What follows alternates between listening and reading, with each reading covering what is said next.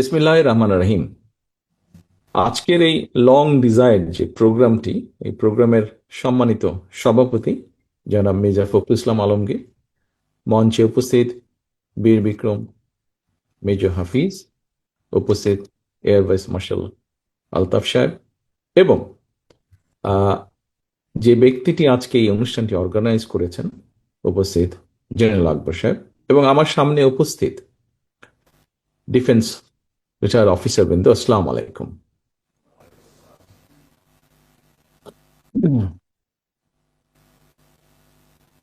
আমার মনে হয় আপনারা যারা বক্তব্য রেখেছেন এখানে, সেই বক্তব্যগুলো থেকে কম বেশি আমাদের আলোচনার মূল বিষয়বস্তু কম বেশি অনেকগুলাই বেরিয়ে এসেছে। তারপরে আমি সেখান থেকেই যদি একটু শুরু করি। আমি প্রথমেই আমার মনে হয় একটা বিষয় বোধহয় পরিষ্কার করা ভালো। আহ, একটু আগে আহ, মহাসচিব সাহেব ওনার বক্তব্যে একটি বলেছেন যে আম্মা অসুস্থ হওয়ার আগে সর্বশেষ যেই অনুষ্ঠানটিতে উনি গিয়েছিলেন 21 তারিখে, আহ, সেখান থেকে আসার পরে উনি অসুস্থ হয়েছেন, আর্মিতে জন্য গিয়েছিলেন, অসুস্থ হয়েছেন। সেটা হচ্ছে আহ, ভিন্ন প্রেক্ষাপট, কিন্তু উনি যে অনুষ্ঠানটিতে গিয়েছিলেন যাবার আগেও কিন্তু উনি একটু অসুস্থ ছিলেন। ওনাকে ডাক্তাররা কয়েকবার বলেছিলেন যে ম্যাডাম, মনে হয় না গেলে বোধহয় ভালো হয়।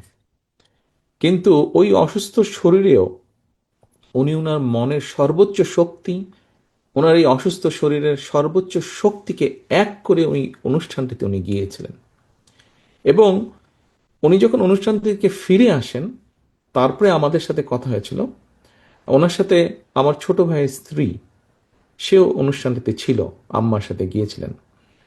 আহ, ওর কাছে যেটা শুনেছি, ও যখন কথা প্রসঙ্গে আমরা যখন রাতে গল্প করছিলাম সবাই, এরকম জুমে আমরা যখন কথা বলছিলাম, তখন আমার ছোট ভাই স্ত্রী স্মৃতি বলছিল যে আম্মা অনুষ্ঠানে যাওয়ার সময়, মানে যতক্ষণ ওখানে ছিলেন এবং উনি ফিরে আসার পরে, আহ, মানসিকভাবে উনি এতটা বুস্ট আপ ছিলেন, মানে ওনার মনেই হচ্ছিল না যে উনি অসুস্থ একজন মানুষ।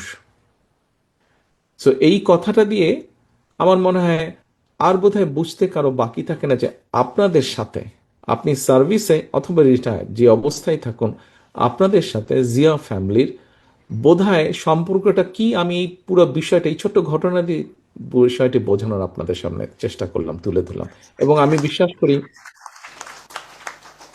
এবং আমি বিশ্বাস করি যে এই ঘটনার মাধ্যমে আপনারা বুঝতে পেরেছেন, যারা এই ঘরে আছেন, যারা আপনাদের থেকে শুনবেন, অথবা অনলাইনে যারা দেখছেন, সবাই বোধহয় বিষয়টি বুঝতে পারবেন উনি কতটা আহ, মানে ওনার মনটা কোন জায়গায়, মনটা কোথায় ওনার আছে, উনি কিভাবে দেখেন পুরো ডিফেন্সকে, বাংলাদেশের, সেটি আর্মি হোক, নেভি হোক, এয়ারফোর্স হোক, পুরো ডিফেন্সটাকে উনি কিভাবে দেখেন।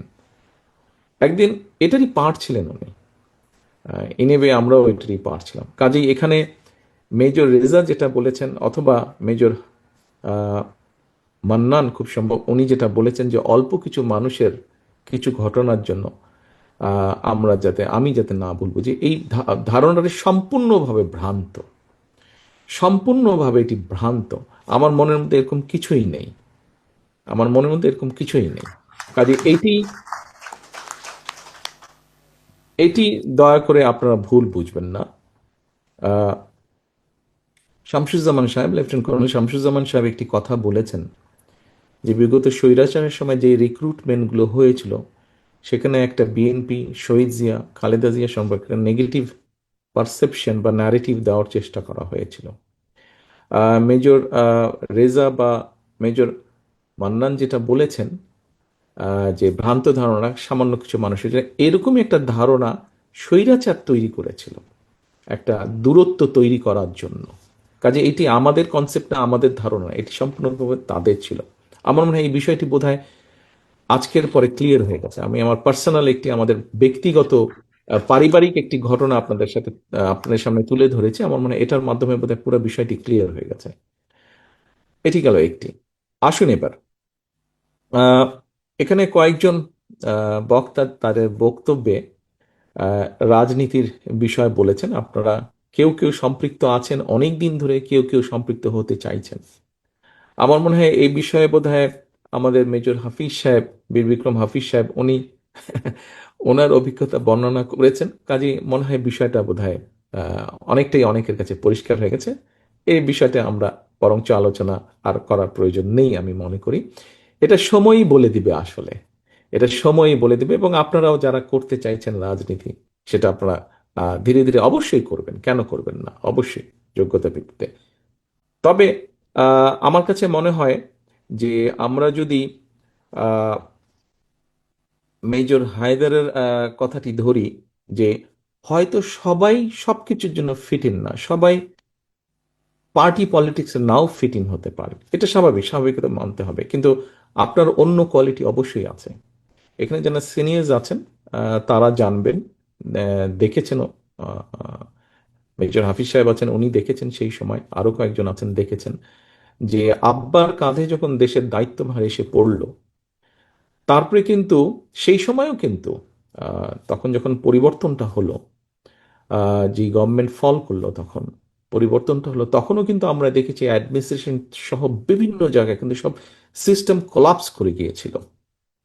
ঠিক গত 15-16 বছরে যেই স্বৈরাচারের বিরুদ্ধে রিটায়ার্ড হোক, সার্ভিং হোক, সব জায়গায় সাধারণ মানুষ সহ সবাই যে আন্দোলন করেছে এবং যেই স্বৈরাচারের পতন হয়েছে, এই গত 15-16-17 বছরে আপনারা অনেকে বক্তব্য যারা রেখেছেন, তাদের মধ্যে থেকে হয়েছে আমাদের ডিফেন্স, আর্মি, নেভি, এয়ারফোর্স, যেটাই হোক না কেন, এগুলোকে পলিটিসাইজ করা হয়েছে।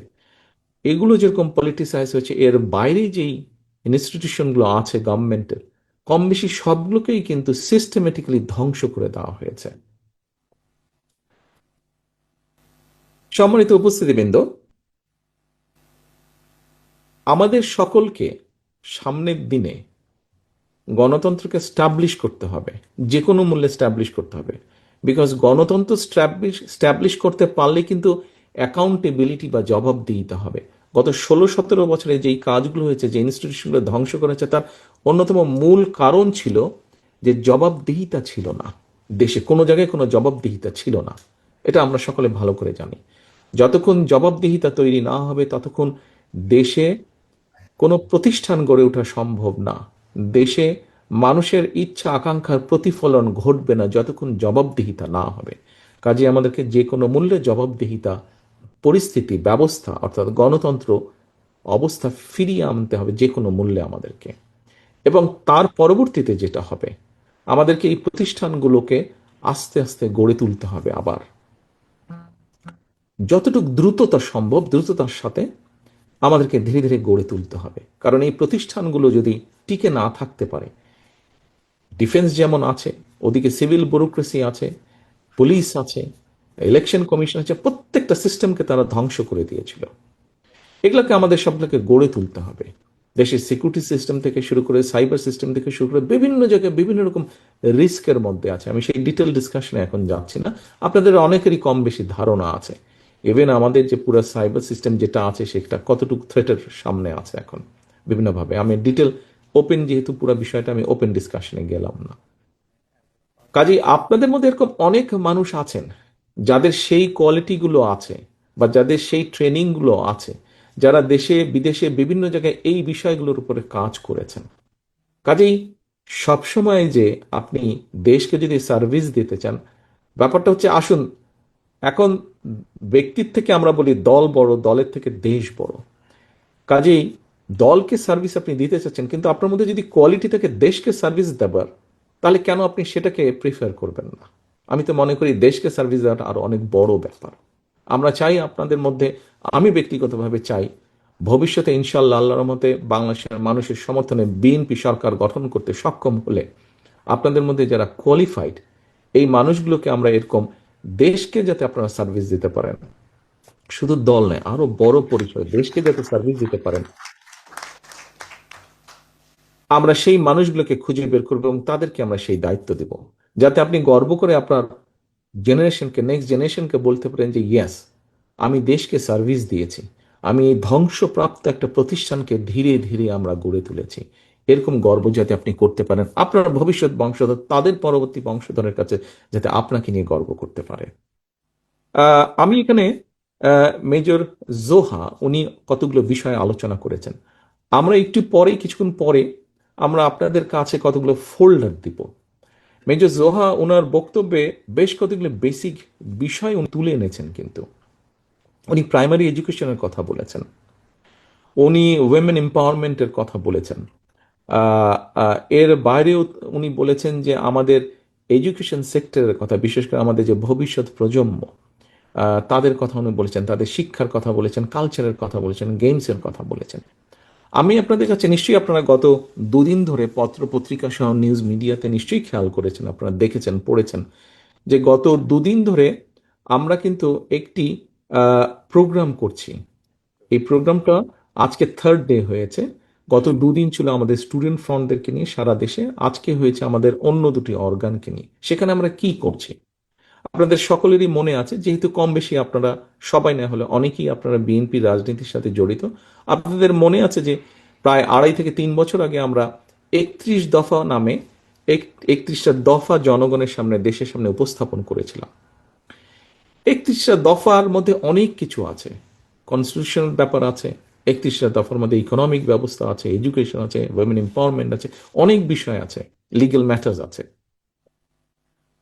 আহ, আমার কাছে একজন পলিটিক্যাল অ্যাক্টিভিস্ট হিসাবে মনে হয়েছে ওই বিষয়গুলো তো আছেই, কিন্তু সরাসরি জোহা সাহেব যেটা ওনার বক্তব্যে বলেছেন, সরাসরি মানুষকে রিলেট করে, অর্থাৎ কোনো একটা পলিসি যদি আপনি নেন অ্যাজ এ গভর্নমেন্ট, সেই পলিসিটা যদি যে কোনো মানুষ, একজন প্রাইমারি স্কুলের টিচার হতে পারে, একজন গ্রামের কৃষকের ওয়াইফ হতে পারে, অথবা কৃষক নিজে হতে পারে, একজন প্রাইমারি বা সেকেন্ডারি বা ইন্টারমিডিয়েট লেভেলের স্টুডেন্ট হতে পারে, একজন ছোট ব্যবসায়ী হতে পারে, যে কোনো ব্যবসায়ী হতে পারে। আপনি কোনো একটা পলিসি নিলে যদি তার লাইফটা একটু হলেও বেটার হয়, সেই বিষয়গুলো কি কি, সেরকম কি বিষয়, এরকম কতগুলো কোর্স সাবজেক্টকে আমরা চুজ করে বের করে নিয়ে এসেছি আমাদের 31 দফা থেকে।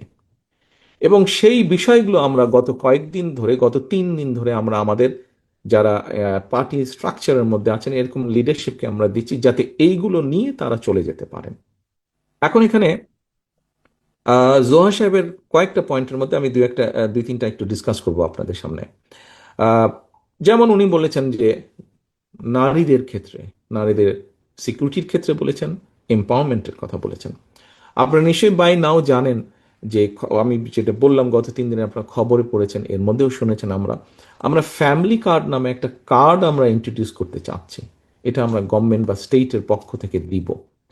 আপনারা জিজ্ঞেস করতে পারেন যে কাকে দিব আমরা।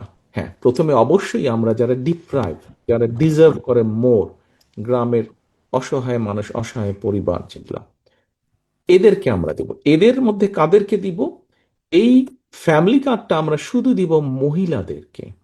আমরা এর মধ্যে হিসাব করে বের করেছি যে বাংলাদেশে প্রায় 4 কোটি ফ্যামিলি আছে। অ্যাজ এ ফ্যামিলি হিসাবে যদি ধরি, এটা গভর্নমেন্টের একটা রুল আছে, ইন্টারন্যাশনালি যেটা ধরে 5 জনের একটা ফ্যামিলি মেম্বার মিলে একটা ফ্যামিলি ধরা করে। আমরা অনলাইনে যদি এভাবে ধরি, 4 কোটির মতন ফ্যামিলি আছে। আমরা গ্র্যাজুয়ালি শুরু করব, প্রথম এইম থাকবে 50 লক্ষ, এইভাবে যাব। কাদেরকে দিব? আমরা শুধু মহিলাদেরকে দিব। এটার মধ্যে কিছু ফ্যাসিলিটিস আছে। গভর্নমেন্টের রুল অনুযায়ী গভর্নমেন্ট সবসময় পাইলট প্রজেক্ট করে। কোথায় কোথায় পাইলট প্রজেক্ট কি কি ক্রাইটেরিয়াতে হবে সেটাও মোটামুটিভাবে আমরা ডিসাইড করেছি যে ইনশাল্লাহ গভর্নমেন্ট ফর্ম করলে, মহাসচিব সাহেব এটা আপনাদের সামনে তুলে ধরেছেন, গভর্নমেন্ট ফর্ম করলে আমাদেরকে ওই প্রসেসগুলো প্রথমে ফলো করতে হবে। It will take little time, but ইনশাল্লাহ আমরা করব। সেটা কিভাবে করব, বাজেট কিভাবে আসবে, এগুলো সবই আমরা কম বেশি ওয়ার্কআউট করেছি আমরা এগুলোর উপরে। অনেকে বলতে পারেন আপনারা এত ল্যাভিশ প্রজেক্ট কিভাবে করবেন, বাট বাজেট কিভাবে করব সেটা we have work on that. আমরা এটা কেন দেব, খুব সিম্পলে আমি আসি। দেখুন, আমরা ওখানে বলেছি আমরা কিছু কিছু প্রোডাক্ট দিব। পাইলট প্রজেক্টের মধ্যে 2 ভাগ থাকবে। একটা ভাগে আমরা তাদেরকে 2 থেকে 2.5 হাজার টাকা ক্যাশ দেবো প্রতি মাসে। আরেকটা পার্টে, পাইলট প্রজেক্টের মধ্যে আরেকটা পার্টে আমরা দেখব যে তাদেরকে এসেনশিয়াল কতগুলো ফুড প্রোডাক্ট দিব। আমরা খুব এসেনশিয়াল ফুড প্রোডাক্ট তাদেরকে আমরা দিব। পাইলট প্রজেক্টে যেটা নিয়ম আছে গভর্নমেন্টের, সেই হিসেবে আমরা 3 থেকে 6 মাস দেখবো যে কোনটার রেজাল্ট কেমন পাওয়া যাচ্ছে। কারণটা কি? কারণটা হচ্ছে, খুব সংক্ষেপে যদি বলি, গ্রামের যে একজন মহিলা, একজন হাউস ওয়াইফ, তার ছেলে মেয়ে পড়ালেখা করছে, তার স্বামী কোনো না কোনো একটা জব করছে, সে সংসারটা আগলে রাখছে, সে ফ্যামিলিকে দেখাশোনা করছে, কিন্তু এন্ড অফ দ্য মান্থ যদি তার হাতে যদি একটা মিনিমাম ক্যাশ থাকে, প্রথমত কার্ডটা পাওয়ার সাথে সাথে কিন্তু সে আপলিফট হবে, কিন্তু সোশ্যালি বলেন, শ্বশুর বাড়ির কাছে বলেন, নিজের ফ্যামিলির কাছে, যে গভর্নমেন্ট তাকে রিকগনাইজ করেছে। এই কার্ডটা কিন্তু যেমন ডিপ্রাইভ যারা আছে, আন্ডার প্রিভিলেজ হোক, লেস প্রিভিলেজ হোক, এরকম ফ্যামিলি থেকে পেতে পেতে এখানে আপনারা যারা আছেন, আপনাদের সকলের ওয়াইফরাও পাবেন, আমার ওয়াইফরাও পাবেন, সকলেই পাবেন। কিন্তু ডেফিনেটলি আমাদের সেটা প্রয়োজন নেই, সেই স্টেটের হেল্পটা প্রয়োজন নেই, আমরা ডেফিনেটলি সেটা ড্র করব না, এইটুকু অনেস্ট আমরা কমে। কিন্তু এটা আমরা জেনারেল করেছি। কেন জেনারেল করেছি? খেয়াল করে দেখবেন যে এই ধরনের প্রিভিলেজ যেগুলো দেওয়া হয়, বিভিন্ন রকম ইন্টারফেরেন্স হয়। কাদের জন্য কি জন্য হয় অত ডিটেলে যাচ্ছি না। তাতে হয় কি, অনেকে যারা ডিজার্ভ করে তারা পায় না, একই পরিবারের কয়েকজন পেয়ে যাচ্ছে, এরকম কারাপশন হয়। কারাপশনটা যাতে কম হয়, হবে না আমরা বলছি না, কম হয় সেজন্য আমরা এটাকে জেনারেলাইজ করে দিচ্ছি। দেশের প্রেসিডেন্টের ওয়াইফও পাবে। এই দেশে রয়্যাল ফ্যামিলি ছাড়া এই দেশে একটি প্রিভিলেজ দেয়, সেটা হচ্ছে চাইল্ড বেনিফিট দেয় ইউকেতে। এই চাইল্ড বেনিফিট দেশের প্রাইম মিনিস্টারও ড্র করতে পারে যদি তার 12 বছরের বাচ্চা থাকে। একজন ট্যাক্সি ড্রাইভার যেরকম ড্র করতে পারবে, দেশের প্রাইম মিনিস্টার পারবে। সেই জন্য ফ্যামিলি কার্ডটা আমরা ওরকম জেনারেল আছে। এখন গ্রামের যে মহিলাটা পাবে, সে যদি যে ফুড প্রোডাক্ট পাবে, সে ওখান থেকে নিশ্চয়ই কিছু টাকা সে বাঁচাতে পারবে। আর যে ক্যাশ টাকা পাবে, সেও হাতে একটা টাকা পেল। যেই পেল, বেসিক যেই জিনিসটা, জেনারেল যেই জিনিসটা হবে, যে তার হাতে যেই স্ট্রেংথটা থাকবে, ফাইন্যান্সিয়ালি হোক অথবা সংসারের খরচ থেকে বাঁচিয়ে সে যেটা নিতে পারবে, সেটা সে কি করবে? প্রথমেই সে তার বাচ্চাদের এডুকেশন এবং ফ্যামিলির হেলথের পিছে সে এডিশনাল রিসোর্সটা খরচ করবে। থার্ড যেটা সে করবে সেটা হচ্ছে যে সেটা অল্প অল্প করে সে ইনভেস্ট করবে, অর্থাৎ লোকাল ইকোনমি আস্তে আস্তে স্ট্রেনদেন হবে। আপনি এইভাবে যদি 6 মাস, 1 বছর, 2 বছর, 5 বছর, 7 বছর পরে কিন্তু আপনি একটা পরিবার পাবেন যেখানে বেসিক এডুকেশন আছে অ্যান্ড হেলদি পরিবার, ফাইন্যান্সিয়ালি মোটামুটিভাবে সলভেন। আপনি এইভাবে 1,000, 5,000, 10,000, 10 লাখ, 20 লাখ, 50 লাখ, 1.5 কোটি, 2 কোটি পরিবারকে যদি আপনি এইভাবে নিয়ে আসতে পারেন, তাহলে আপনি ওভারঅল পিকচারটা চিন্তা করেন, দেশের ইকোনমি এবং দেশের আপনার স্ট্রেংথ, ইকোনমিক স্ট্রেংথ এবং এম্পাওয়ার্ড ফ্যামিলির সংখ্যা কত বেশি হচ্ছে। আপনি হেলদি পরিবার পাচ্ছেন, educated with a basic education background পরিবার পাচ্ছেন। মেইন জিস্ট হচ্ছে, এটার মধ্যে আরো লম্বা অনেক কিছু আছে, মেইন কারণ হচ্ছে এইটা। এরপরে আসেন, জোয়া সাহেব বলেছেন যে স্বাভাবিকভাবে যখন এম্পাওয়ার্ড হবে, কনফিডেন্স যখন বাড়বে, তাদের উপরে অত্যাচার নির্যাতন যেটা হচ্ছে সেটার জবাব সে নিজেই তখন দিতে সক্ষম হবে। সেটার জবাব তখন সে নিজেই দিতে সক্ষম হবে, যেহেতু এডুকেশনের রেটও বাড়বে। এডুকেশনের বিষয়টা গত বিএনপির সময়, খালেদা জিয়ার সরকারের সময় ওনারা কিন্তু করে এসেছেন যে এডুকেশন। আমি সকালবেলায় বক্তব্যে বলছিলাম অনুষ্ঠানে যে নেপোলিয়ন বলেছিলেন, আমাকে একজন শিক্ষিত মা দাও, আমি একটি শিক্ষিত জাতি দিব। প্রিয় উপস্থিতিবৃন্দ, শিক্ষিত মা তৈরির পরিকল্পনা আমরা করে এসেছি, সেটি বাস্তবায়ন হচ্ছে। এখন শিক্ষিত মা এবং একজন অর্থনৈতিকভাবে স্বাবলম্বী মা গড়ার কাজে আমরা হাত দিতে চাই। আমরা মনে করি ইনশাল্লাহ আমরা সেটিতে সাকসেসফুল হব। এরপরে আসুন, আমি খুব সংক্ষেপে নিয়ে আসি, আমাদের প্রায় 2 ঘন্টার উপরে হচ্ছে এই মিটিং। এরপরে জোহা সাহেব আরেকটি খুব ইম্পর্টেন্ট কথা বলেছেন, সেটা হচ্ছে এডুকেশন। আমরা মনে করি আজকে কারাপশন মানে দুর্নীতি বিরোধী দিবস ইউএন এর আজকে। আপনাদের যেই ফোল্ডার হবে ওখানে কিন্তু আমরা একটা ইন্ডেক্স, একটা লিফলেট দিয়েছি। সেই লিফলেটে দেখবেন একদম ফ্যাক্টস অ্যান্ড ফিগার দিয়ে, এটা আমাদের রিসার্চের রেজাল্ট না, এটা একটা ইন্ডিপেন্ডেন্ট অর্গানাইজেশন, তাদের রিসার্চের, এটা রিসার্চের রেজাল্ট। সেটি হচ্ছে 2001 সাল থেকে যখন বিএনপি আসলো, তারপর থেকে 2006 সাল পর্যন্ত কারাপশনের ইন্ডেক্সে বিএনপি ডেভেলপ করেছে, অর্থাৎ কারাপশন কমেছে এবং বাংলাদেশের মার্ক বেড়েছে। এবং 2001 সালে যখন বিএনপি নেয়, তখন তাদের যেই প্রসেসে তারা কারাপশন ইন্ডেক্সটা তৈরি করতো, সেই প্রসেসে 0.4 পেয়েছিল বিএনপি, সরি, বাংলাদেশ পেয়েছিল 0.4 সেই সময়। 0.4 মানে সবচেয়ে লোয়েস্ট গ্রেড পেয়েছিল। বিএনপি যখন ক্ষমতা হ্যান্ডওভার করে কেয়ারটেকার কাছে 2006 সালে, তখন সবচেয়ে দুর্নীতির তকমা থেকে বেরিয়ে এসেছিল, তখন 2.0-তে চলে এসেছিল, অর্থাৎ 0.4 থেকে 2.0-তে চলে এসেছিল। ফ্যাক্টস অ্যান্ড ফিগার সব গ্রাফ আপনাদেরকে আমরা দিচ্ছি, আপনারা এটা দেখতে পাবেন, সবকিছু সেখানে আছে। কাজেই এই কথাটা আমি এই জন্য বললাম যে আমরা মনে করি যে যেটা এসছে যে বাচ্চাদের ক্ষেত্রে, আমরা মনে করি যে কারাপশনকে যদি একদম ইরিডিকেট করতে নাও পারি আমরা, কিন্তু একটা জায়গায় একটা একটা এমন একটা জায়গায় নিয়ে আসতে পারি যেখানে বলতে পারবো না যে না মোটামুটি ভাবে আমরা কারাপশন ফ্রি একটা কান্ট্রি। সময় লাগবে অনেক, কিন্তু এটা আমাদেরকে শুরু করতে হবে একদম প্রাইমারি লেভেল থেকে। এখন এই প্রাইমারি লেভেল থেকে যদি শুরু করতে, অর্থাৎ প্রাইমারি স্কুল থেকে শুরু করতে হবে, প্রাইমারি স্কুল থেকে যদি শুরু করতে, অবশ্যই we have to have good teachers. Normally আমাদের দেশে একটা পারসেপশন বা কনসেপ্ট বা একটা প্র্যাকটিস হচ্ছে যে নর্মালি MA BA মাস্টার্স পাশ করে যেই ছেলেটা চাকরি পাচ্ছে না সে চলে যায় প্রাইমারি স্কুলের টিচার হয়। আমরা এই জিনিসটাকে চেঞ্জ করতে চাচ্ছি, ভালো ব্রিলিয়েন্ট স্টুডেন্টটাকে আমরা প্রাইমারি স্কুলে আনতে চাচ্ছি।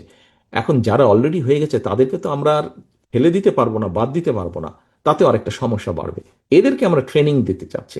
আমরা প্রায় 3.5 লক্ষের মতন প্রাইমারি স্কুল টিচার আছে সারা দেশে। এদেরকে আমরা ওয়ান ট্যাব ওয়ান টিচার একটা পলিসির মধ্যে আনতে যাচ্ছি, অনলাইনে কানেক্ট করে তাদেরকে আমরা ট্রেনিং দিব, যেই ট্রেনিংটার মাধ্যমে তারা আস্তে আস্তে বাচ্চাদেরকে শিখাবে, সঠিকভাবে সঠিক শিক্ষাটা দিতে সক্ষম হবে তারা। যার ফলে 5 বছর না, এটার এফেক্ট আমরা অন্তত 10 বছর পরে পাবো আমরা। এই এক্সকিউজ মি, পজিটিভ রেজাল্ট আমরা 10 বছর পরে পাবো। বাট আমরা শুরু করছি। এবার আসুন কালচার বা আর্ট বা স্পোর্টস। আমরা স্পোর্টসের বিষয়টা গভর্নমেন্টের পক্ষ থেকে আমরা 5-6টা স্পোর্টস আমরা একদম কম্পালসারি করে দেবো। এখন যেরকম ইতিহাস অঙ্কে পাশ করতে হবে, নাহলে ফেল পরীক্ষায়, ঠিক আমরা দিয়ে দেবো এরকম স্পোর্টস অ্যাজ এ সাবজেক্ট দিয়ে দেবো যেখানে বাচ্চাদেরকে পাশ করতে হবে। কালচারের ব্যাপারে আমরা সাবজেক্ট দিয়ে দেবো যেখানে তাকে পাশ করতে হবে। এরকম সাবজেক্টটা থাকবে, কালচার থাকবে, সেখানে স্পোর্টস থাকবে। এই বিষয়গুলোকে আমরা একদম কম্পালসারি করবো। এগুলা আপনার ম্যান্ডেটরি থাকবে একদম সাবজেক্টগুলো। সো ফলে একটা বাচ্চা যখন ল্যাঙ্গুয়েজ, আমরা সেকেন্ড এবং থার্ড ল্যাঙ্গুয়েজের উপরে আমরা জোর দিচ্ছি, সেকেন্ড এবং থার্ড ল্যাঙ্গুয়েজ হবে। এর মধ্যে আমাদের কয়েকটি দেশের সাথে অলরেডি কথা হয়েছে, তারা খুব ইন্টারেস্ট শো করেছে যে তারা এখানে আমাদেরকে ল্যাঙ্গুয়েজ ট্রেনার যারা থাকবে তাদেরকে শিখিয়ে দেবে। শিখিয়ে দিয়ে 10 জন ট্রেনার, বা কথা প্রসঙ্গে উদাহরণস্বরূপ বলছে, তারা তাদের খরচে 10 জন ট্রেনার তৈরি করবে, যারা আরো 100 জন তৈরি করবে, ওই 100 জন আরো 1000 জন তৈরি করবে। আমাদের ফ্রেঞ্চদের সাথে কথা হয়েছে, আমাদের চাইনিজদের সাথে কথা হয়েছে, ম্যান্ডারিন ল্যাঙ্গুয়েজের জন্য কথা হয়েছে, আমাদের ব্রিটেনে অলরেডি কথা হয়েছে, আমরা ইটালিয়ানদের সাথে কথা বলছি, আমরা অ্যারাবিক ল্যাঙ্গুয়েজ ইনশাল্লাহ ইন্ট্রোডিউস করবো। এই ল্যাঙ্গুয়েজগুলো যখন তারা শিখবে, সেকেন্ড থার্ড ল্যাঙ্গুয়েজ যখন শিখবে উইথ ইংলিশ অফকোর্স, এবং যখন একটা বাচ্চা স্পোর্টসে ভালো হবে, কালচার অর্থাৎ সে কোনো একটা মিউজিক ইকুইপমেন্ট বাড়াতে বা বাজাতে পারবে, অথবা সে স্পোর্টস একটাতে ভালো হবে, সে আর্ট ভালো করতে পারবে এবং ল্যাঙ্গুয়েজ জানবে। এগুলার পাশাপাশি আমরা স্কুলে এবং স্কুলের বাইরে আমরা অনেকগুলো টেকনিক্যাল কলেজ বা টেকনিক্যাল ইনস্টিটিউশন এবং ভোকেশনাল ইনস্টিটিউশনের উপর আমরা জোর দিচ্ছি। সেই প্ল্যানিংগুলো আমরা করছি যে দেশে থাকবে। বাচ্চারা, স্কুলের বাচ্চারা যেরকম শিখবে, অ্যাট দ্য সেম টাইম গতকাল আমি বলেছিলাম, আমি সোশ্যাল মিডিয়াতে দেখছিলাম যে একজনকে জিজ্ঞেস করছে সেই মানুষটা 35 বছর যাবৎ রিক্সা চালায়। একটা মানুষ 35 বছর যাবৎ কেন রিক্সা চালাবে? তার তো আরো অন্য কোয়ালিটি থাকতে পারে, কিন্তু সেই কোয়ালিটিটা সে ফুটিয়ে তোলার সুযোগটা পাচ্ছে না। আমরা সেই সুযোগটা করতে চাইছি। আপনাদের সামনে আমি লম্বা করব না বক্তব্য, অনেকে একটু অস্থির হয়ে গেছেন, উঠতে চাইছেন মনে হচ্ছে।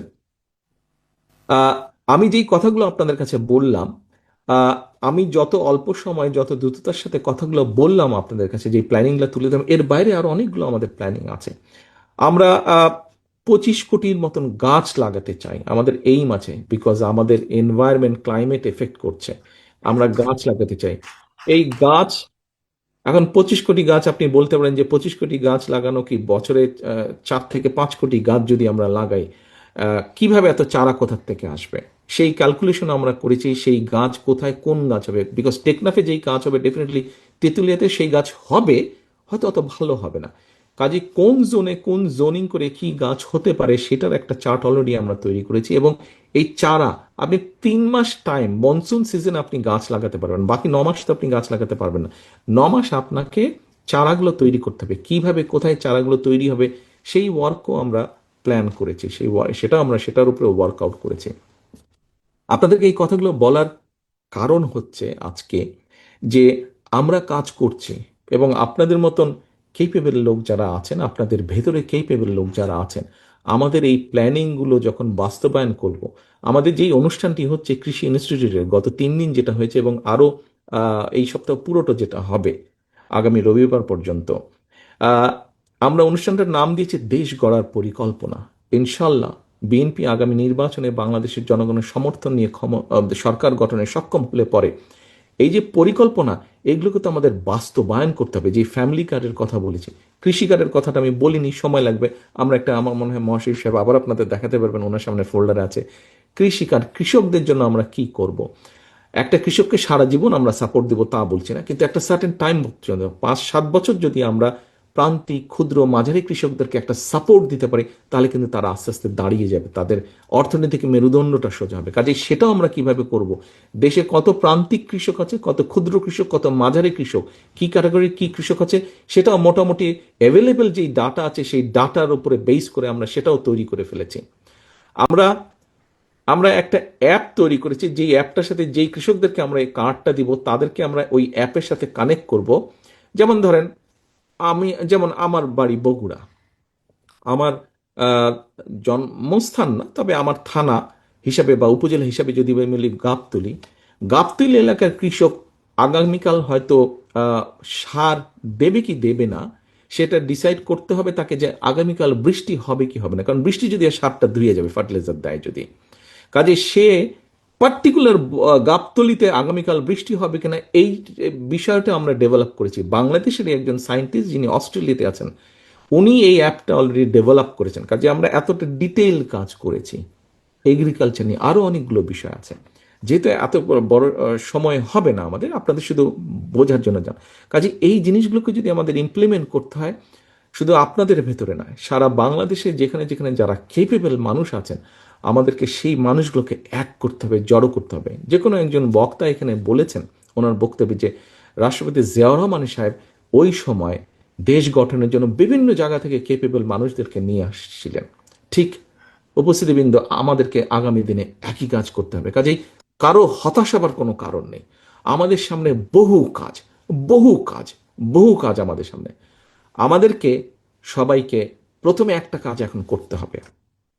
আপনারা এই ফোল্ডারটা একটু পরে পাবেন এবং আপনারা সাথে নিয়ে যাবেন, এবং আই এম ভেরি শিওর যে নিশ্চয়ই বাসায় গিয়ে আপনারা ফোল্ডারটা দেখবেন, ইন ডিটেল আপনারা পড়বেন যতটুকু ওখানে ডিটেল দেওয়া আছে। পড়ার পরে আপনারা, আমি একমত, আমি বিশ্বাস করি যে আপনারা একমত হবেন যে এই বেসিক কাজগুলো যদি আমরা করতে পারি। আমরা 20,000 কিলোমিটার প্রায় খাল খননের প্ল্যান নিয়েছি। কোথায় কোথায় কি খাল হবে কম বেশি তার প্ল্যানিংও আমরা করেছি। খাল, ক্যানেল, আমাদের আন্ডারগ্রাউন্ড ওয়াটার লেভেল নেমে যাচ্ছে। 20 কোটি মানুষ প্রতিদিন কম বেশি নিচে থেকে পানি টানছে। আপনি চিন্তা করতে পারেন কি ডিজাস্টার্স অবস্থা হবে। প্রতি প্রতি বছর কয়েক মিটার করে পানি নেমে যাচ্ছে, ডেঞ্জারাস একটা ব্যাপার।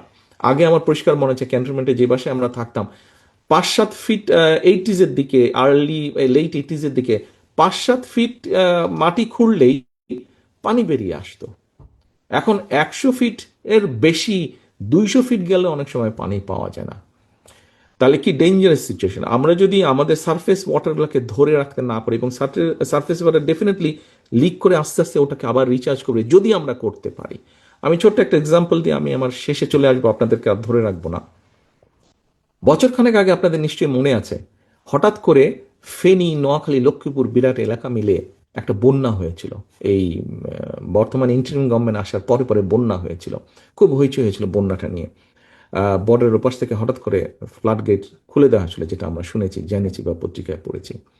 এখন আপনি চিন্তা করে দেখুন, আহ, এই যে এরিয়াটা লক্ষ্মীপুর, ফেনী, নোয়াখালী, যেই এলাকাটা বন্যা হয়েছে, আপনি একটা সুইমিং পুলের কথা চিন্তা করুন। যেই সুইমিং পুলটার এরিয়া হচ্ছে সে 50 স্কোয়ার মাইল, 50 স্কোয়ার মাইল। এই 50 স্কোয়ার মাইলের মধ্যে আপনার এভারেজ ডেপথ যদি 7 ফিট হয়ে থাকে, আপনি চিন্তা করতে পারেন কি পরিমাণ পানি, কত পরিমাণ পানি। 50 স্কোয়ার মাইলের, 50 স্কোয়ার মাইল রেডিয়াসের একটা swimming pool with the depth of 7 feet, average depth of 7 feet. আমরা 7 থেকে 10 দিন পরে দেখলাম ওই লক্ষ্মীপুর নোয়াখালীতে বন্যাটা হয়েছিল, 7 দিন পরে সব সাগরে চলে গেল। কিন্তু এই পানিটাকে যদি আটকিয়ে রাখতে পারতাম, এই পানিটাকে কতভাবে কাজে লাগানো যেত। আমাদের খাল খননের অন্যতম একটা উদ্দেশ্য বন্যা যেরকম নিয়ন্ত্রণ করা, এই পানিটাকে কাজে লাগানো বিভিন্নভাবে। আমাদের প্রতিদিন অন এন এভারেজ একটা মানুষের 100 লিটারের মতন পানি ব্যবহার করতে হয়, সেটা গোসল টোসল, খাওয়া দাওয়া সব কিছু নিয়ে। আপনি যদি ওয়াটার বডি থেকে, গ্রামে গঞ্জে যেই মানুষগুলো একটু দূরে থাকে ওয়াটার বডি থেকে, আপনি একটা জিনিস খেয়াল করে দেখবেন, আপনারা যারা গ্রামে যান, যারা ওয়াটার বডি থেকে দূরে থাকে, তাদের দেখবেন স্কিন ডিজিজ হয়ে থাকে। কারণ যেহেতু ওয়াটার বডিতে আমাদের খাল বিল নদী পুকুর সব শুকিয়ে গেছে, আমরা প্রপারলি এগুলোকে মেনটেন করিনি, ফলে তারা পানি, এনাফ পানি তারা পায় না to wash themselves, to hygiene, maintain the hygiene, এবং সেই জন্য অনেকেরই কিন্তু স্কিন ডিজিজ আছে। কাজে অনেকগুলো বিষয় আছে কেন আমাদেরকে খাল খনন করতে হবে, অনেকগুলো বিষয় আছে, অনেক ছোট ছোট বিষয় আছে, বাট আমরা নজর এড়িয়ে যাই। গাছের কথা বলেছি, ঢাকা শহরের এয়ার পলিউশন আপনারা সবাই তার সাক্ষী, আপনারা নিজেরাই ব্রিথ করেন, আমরা পত্রপত্রিকা পড়েছি। উপস্থিতিবৃন্দ, অনেকগুলো কথা বলে ফেললাম। মূল কথা হচ্ছে যে যেটি বলতে চাচ্ছিলাম, আপনাদের যদি মনে হয় এতক্ষণ যেই কথাগুলো বলেছে এবং যেই ফোল্ডার আপনাদের সামনে দেব আমরা, ওগুলো পড়ার পরে যদি আপনাদের মনে হয় yes we can make a change, we can do something, তাহলে আপনারা যারা জাতীয়তাবাদী শক্তিতে বিশ্বাস করেন, আপনাদের সকলকে আমি অনুরোধ করব, আসুন সকলে আমরা ইউনাইটেড থাকি, সকলে আমরা জাতীয়তাবাদী শক্তিকে আমরা এই কাজগুলো করতে সাহায্য করি, এই কাজগুলো করতে সাহায্য করি। আপনাদের কাছে এইটি নিশ্চয়ই, আজকে যদি এখানে দেশনেত্রী খালেদা জিয়া উপস্থিত থাকতে পারতেন, উনিও আপনাদের কাছে সেটাই চেতেন, আপনাদের সাহায্য, আপনাদের সহযোগিতা উনি নিশ্চয়ই চেতেন আপনাদের কাছে। আমিও ওনার পক্ষ হয়ে, সমগ্র জাতীয়তাবাদী শক্তির পক্ষ হয়ে, আজকে আমি বাংলাদেশের নিরাপত্তা যারা নিশ্চিত করেন, দেশের সমগ্র মানুষের পক্ষ হয়ে, তাদের সকলের কাছে আমি সহযোগিতা চাইছি। আমাদের এই পরিকল্পনা যে কয়টি আপনাদের সামনে তুলে ধরলাম, এই পরিকল্পনাগুলোকে সফল করার জন্য আপনাদের সহযোগিতা, আপনাদের সাহায্য আমরা প্রত্যাশা করি। এই প্রত্যাশা রেখে আমার বক্তব্য আমি শেষ করছি আপনাদের কাছে।